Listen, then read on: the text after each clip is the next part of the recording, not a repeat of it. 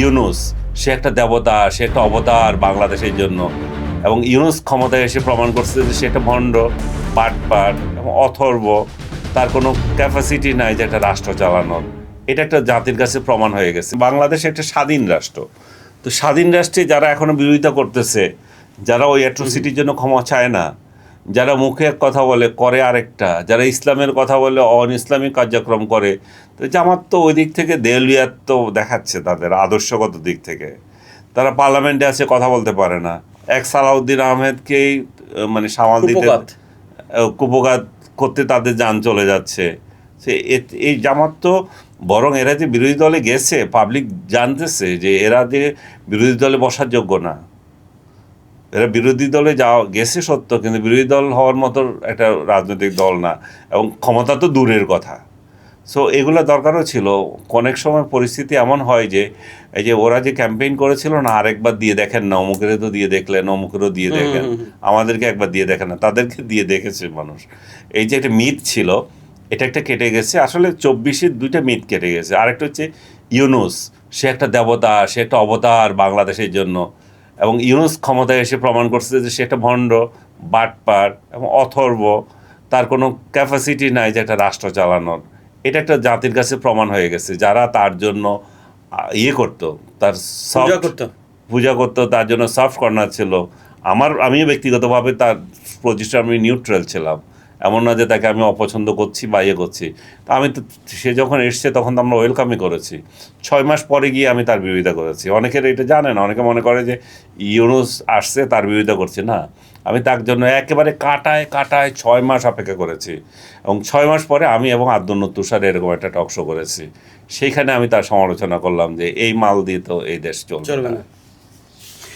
তো মানে যে আলোচনাতে যাচ্ছি সবশেষ কিন্তু ইউনূস সাহেব চলে আসছে।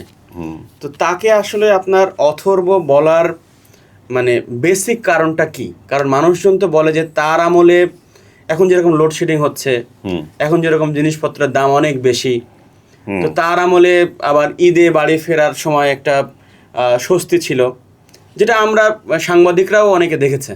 তা আপনার আসলে তাকে অথর্ব বলার পেছনে বেসিক কারণটা কি? আরে বাড়ি যাওয়ার যে পরিস্থিতি, আপনি যদি 10 দিন ছুটি দেন, তো আপনি তো, আমি তো 10 দিন ভাগ করে করে যাচ্ছি। 10 দিন ভাগ করে করে যাচ্ছে না। তো এই কাজটা অন্য গভর্নমেন্ট কেন করতে পারে? অন্য গভর্নমেন্ট কেন করবে? ওর মতো অথর্ব না তো অন্য গভর্নমেন্ট 10 দিন কেন ছুটি দেবে? রাষ্ট্রের ক্ষতি। হ্যাঁ, অবশ্যই ক্ষতি। ও তো ফাইজলামি, ওই তো ওইগুলো মানে ইয়ে পাইছে যে আমি রাজা হয়েছি, আমার ইচ্ছা আমি দিলাম। এটা তো কোনো ইয়ে হতে পারে না।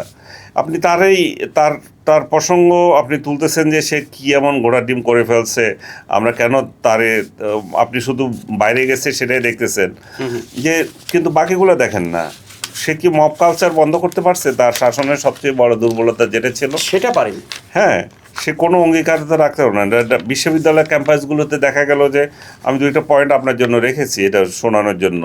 ক্যাম্পাসগুলোতে পিটিয়ে হত্যা করা হয়েছিল, ছাত্র মারা হয়েছে, রাজশাহী ইউনিভার্সিটিতে মেরেছে, জাহাঙ্গীরনগরে মেরেছে, হ্যাঁ, আদালত প্রাঙ্গণে আসামিদেরকে আক্রমণ করা হয়েছে, এবং বাধ্যতামূলক পদত্যাগের হিড়িক ছিল। মব করে করে পদত্যাগ করানো শিক্ষকদের, অন্যান্য প্রতিষ্ঠানের এবং বিচারপতিদের ইভেন। সো ফলে জিরো টলারেন্স নীতির প্রতিশ্রুতি বাস্তবায়নে কার্যকর কিছুই হয় নাই। সে আমাদের জব হবে বলে প্রতিশ্রুতি দিয়েছিল, কিছুই হয় নাই। সে আমাদের বলেছিল বাংলাদেশ কোথায় চলে যাবে জানি, কোথায় যায় নাই, নর্দমায় চলে গেছে। বাংলাদেশের পাসপোর্টের দাম কমে গেছে। সে দুবাইতে বাংলাদেশি শ্রমিকদেরকে নিয়ে করেছিল, বাংলাদেশি শ্রমিকদেরকে উদ্ধার করবে। দেখা যায় যে দুবাই বাংলাদেশি শ্রমিকদের আর নেওয়ার ব্যাপারে এখনও কোনো করে নাই। এখনও পর্যন্ত দুবাই ভিসা পাচ্ছে না। আমাকে দুবাই আমন্ত্রণ জানাচ্ছে কয়েকজন, আসেন একটু ভাইয়া, কিন্তু দুবাই টিকিটের বাংলাদেশিদের জন্য নিষিদ্ধ হয়েছে। বাংলাদেশিদের জন্য ইভেন ভুটান, শ্রীলঙ্কার মতো রাষ্ট্র পর্যন্ত বাংলাদেশেরদেরকে ভিসা দিতে করছে। নেপালে পোর্ট এন্ট্রি ছিল, সেটা নিয়ে কথা হচ্ছে। তো আমরা কোথায় আছি? আমাদের কিন্তু আনিস ভাই, সাধারণ মানুষের যে একদম এখন যে অবস্থা, আপনি দেখেন বাজারে তো আপনি যান, আপনাকে বাজার করা হয়? হ্যাঁ, করি তো আমি বাজার। জিনিসপত্রের দাম কি? জিনিসপত্রের দাম ওর থেকে একটুখানি বাড়ছে আরও। তো বাড়বে না, কারণ আপনি একটা অথর্ব সরকার ছিলেন। আপনি এমন একটা পরিস্থিতিতে দেশটাকে দিয়ে গেছেন, এটা তো আরও খারাপ হবে দিন দিন। এদের থেকে পরবর্তীতে যে পাবে সেও তো আরও খারাপ করবে, কারণ আপনি তো কোনো পরিকল্পনা করে কিছু করেন নাই। আপনি আপনার আমলে সমস্ত ব্যবসা বাণিজ্য বন্ধ, ইম্পোর্ট বন্ধ, তারপরে আপনি দেখাচ্ছেন যে কি আমার রিজার্ভ বাড়তেছে। তো রিজার্ভ তো বাড়বে, ইম্পোর্ট বন্ধ খরচ হয় থাকবে, তাই। খরচ হয় না। আপনার ইম্পোর্ট, আপনার রিজার্ভ তো ইয়েরা দিছে, মানে প্রবাসীরা দিয়েছে। আপনি গোটা টিম কি করেছেন? আপনার তো কিছু ছিল না। তাহলে আপনি বলতে চাচ্ছেন মোটা দাগে যে এখন যে অবস্থা খারাপ বাংলাদেশের, এটার জন্য অনেকাংশে ইউনূস সাহেব দায়ী। অনেকটাই। এটা তো সরকারটা শেখ হাসিনা যেভাবে নিয়ে এসেছিল, শেষ দিকে দেখা গেল যে আর্থিক খাতে তাদের দুর্নীতি এমন পর্যায়ে গিয়েছে, সেটা ইনটলারেন্ট অবস্থায় ছিল।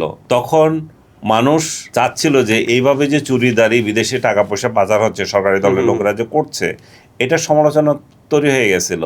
এবং আর একটা বিষয় তো সরকার, মানে আপনি শেখ হাসিনার আমলের কথা বলছেন, শেখ হাসিনা আমলের কথা যে $240 বিলিয়ন যেটা পাচার হয়েছে। হ্যাঁ, পাচারের এই ফিগারগুলো হয়তো সত্য না, কিন্তু কাছাকাছি এটা সত্য যে সরকারি দলের লোকেরা বাইরে গিয়ে টাকা কামাচ্ছে, বাইরে গিয়ে স্বর্গ বানাচ্ছে, বাইরে টাকা করছে, ব্যাংক লুট করছে। এবং যে ইলেকশনের যে কথাটা ছিল, সে প্রপার ইলেকশন পায় নাই, মানুষ ভোটাধিকার বঞ্চিত হয়েছে। এইগুলোর প্রতি মানুষ যে ক্ষিপ্ত ছিল, এই ক্ষিপ্ততার মধ্য দিয়ে যে অর্থনীতির গতি পাবে ইউনূসকে দিয়ে, সেটা আশা করেছিল। কিন্তু দেখা গেল অর্থনীতি আরও স্থবির হয়ে গেল, বিনিয়োগ কমপ্লিট জিরো হয়ে গেল। এখনও পর্যন্ত সেটা ঠিক হচ্ছে না। সো বিনিয়োগ যখন জিরো হয়ে যায়, আপনার আনএমপ্লয়মেন্ট যখন বেড়ে যায়, আপনার যখন কারো চাকরি হয় না এবং প্রবাসে যেতে পারে না, প্রবাসী দেশগুলো আমাদেরকে শ্রমিক নেওয়ার ক্ষেত্রে এম্বার্গো দিয়ে রাখে, তো একটা রাষ্ট্র চলবে কি করে? আপনি আছেন, আপনার নিজের যে স্বার্থ কতগুলো ছিল, আপনার মামলা প্রত্যাহার করা, আপনার নামে যেই কর ধার্য হয়েছিল সেগুলা করা, মাফ করা, আপনার বিভিন্ন প্রতিষ্ঠান, গ্রামীণ সংক্রান্ত বিভিন্ন প্রতিষ্ঠান দখল করা, প্রতিষ্ঠান বানানো, এমনকি ম্যান পাওয়ার বিজনেস নেওয়া। সো আপনি তো আপনাকে সেটা কারণ নিয়ে ভাবেন নাই। আর আপনার কতগুলো গোলাম আপনার ইউনূস সেন্টারে ঘোরাঘুরি করছে, এই সমস্ত লোকদেরকে সরকারে অন্তর্ভুক্ত করা, দেশের বাইরে পাঠানো, যা যোগ্যতা থাকুক আর না থাকুক। ইউনূস একটা দিক দিয়ে খুব ছিল, সিনিয়র সচিবের নিচে কাউকে দিত না, রাস্তা থেকে তুলে নিয়ে কতগুলো সিনিয়র সচিব পদমর্যাদা দিয়ে বাইরে পাঠিয়ে দিচ্ছে। এই সরকার কি করেনি এরকম? এই রাস্তা থেকে ধরে এনে কাউকে রাজনৈতিক উপদেষ্টা বা এরকম কিছু করেনি? রাজনৈতিক উপদেষ্টা করেন না, কিন্তু ওয়াশিংটনে প্রেস মিনিস্টার পাঠাবেন, বাংলা জানে না, ইংরেজি জান না, হ্যাঁ, গোলাম তরতাজা, আপনি পাঠাই দিলেন, আপনার ইচ্ছে হইল। এটা তো চলে না। এবং আপনি গোলাম তরতাজাকে পাঠাইলেন, আর দেখা গেল কি, তার যে অ্যাম্বাসেডর, তার পদবি হচ্ছে এডিশনাল সেক্রেটারি, আর তাকে আপনি দিচ্ছেন সিনিয়র সচিব বা সচিব। এটা হইতে পারে? আচ্ছা, সব মিলিয়ে তো ইউনূস সরকারের অনেক সমালোচনা হলো। আমার মনে হয়নি যে এর আগে আপনি ছাড়া এভাবে কেউ তীর নিক্ষেপ করেছে। তো ভালো দু একটি দিক কি ছিল ইউনূস সরকারের, যেটা আপনার কাছে মনে হয়েছে যে from neutral point you can say? আমার অর্থনৈতিক জায়গায় একটা স্থিতিশীলতা আনার চেষ্টা ছিল। ব্যাংকগুলোতে একটা আর্থিক খাতে যে ইয়েটা হচ্ছে, অস্থিরতা তৈরি হয়েছিল, একটা স্থিতিশীলতা আনার চেষ্টা হয়েছিল, বাট সেটাও ঠিকমতো আর কাজ করে নাই। আপনার কাছে ডক্টর ইউনূস ছাড়া আর কে ওই সময় মনে হয়েছিল যে তিনি দায়িত্ব নিলে একটা স্টেবিলিটি থাকতো? এখন তো মনে হচ্ছে যে বাংলাদেশ ব্যাংকের যে প্রধান ছিল সে হতে পারতো, হোসেন জিল্লুর রহমান হতে পারতেন, আরও অনেকে হতে পারতেন। আপনার কেন মনে হচ্ছে যেগুলোকে বানিয়েছিল, সে উপদেশটা বানিয়েছিল, এগুলো গণার মতো কয়টা ছিল? না, I am not making any comment on that. এগুলো তো সবগুলোর মানে জিরো পাওয়ার মতো, সবগুলো গড়ে অথর্ব অপদার্থ কতগুলো, একটা অপদার্থের সমাবেশ করেছিল সে। আসিফ নজরুলকে আমি অপদার্থ বলবো না, কিন্তু আসিফ নজরুল তার কার্যক্রম যথাযথভাবে চালাতে পারে নাই। সেও ইউনূসের ট্যান্ডল হিসেবে কাজ করেছে, নিজের কোনো স্বতন্ত্রতা কিছু দেখাতে পারে নাই।